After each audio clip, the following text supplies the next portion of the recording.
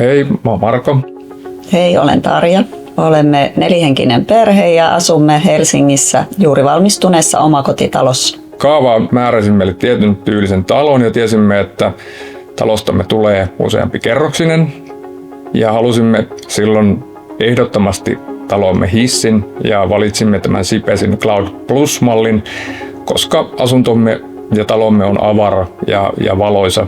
Hissi ehkä oli alun perin vaimon idea ja arkkitehdin kanssa suunnitellessa löysimme rakennuksestamme hyvän paikan, mihin hissi sopii ja olemme olleet siihen erittäin tyytyväisiä.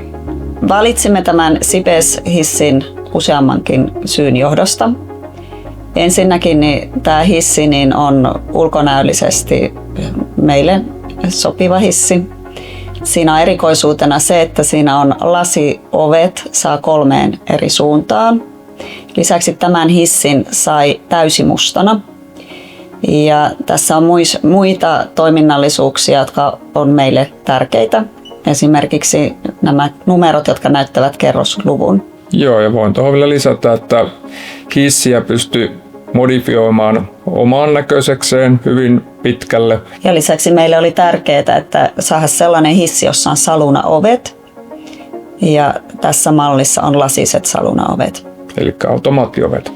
Meillä keittiö on esimerkiksi toisessa kerroksessa ja kun tullaan ruokakassien kanssa, niin on todella kätevää saada sitten ruokakassit tai muuta painavaa tavaraa liikuteltua kerroksien välillä.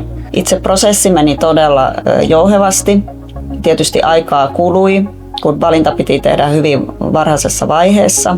Lopputulos on meidän silmään erittäin hieno ja sopii todella hyvin tähän meidän tämmöiseen värimaailmaan ja avaraan huoneratkaisuun.